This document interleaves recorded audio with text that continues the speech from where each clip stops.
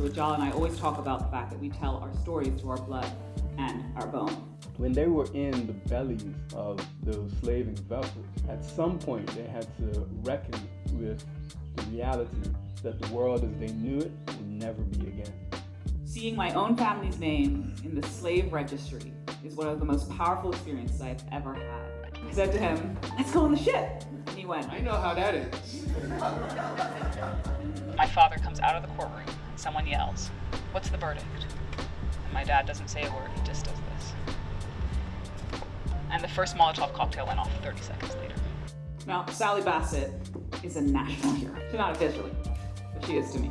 Sally Bassett was sentenced to death by fire for poisoning her granddaughters in slaves. She's burned at the stake, and the legend goes that the Bermuda-based grew out of her ashes. The stories that the Gombe's are telling, the stories of battle, the stories of survival, they're stories of us as warriors, and they are ones that we were greatly harmed.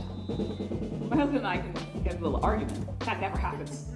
But we can get into a little argument about the Tall Brothers. Why do we get into an argument about Tall Brothers? Well, I've changed my perspective because of the last argument we had. The persuasion factor.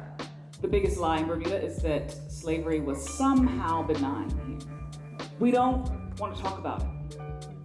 Because if we talk about it, what does that mean for this little rock? Similarly, the way codfish has entered into our palate. It tastes real good, so Well, you're a vegan. I ain't gonna give that up. I'm not giving it up. You see patterns of dysfunction emerging across the Caribbean post-emancipation because the wounds that were caused by hundreds of years of enslavement have yet to be in any way meaningfully addressed. Were we always at each other's throats? If we weren't, what changed? If that wasn't the case, who changed? And what my husband says was, don't tell me about the fruit, tell me about the root, and then tell me who planted the seeds. That is who we are in a nutshell.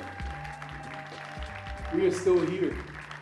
Our ancestors remind us in every artistic creation that they are not going anywhere.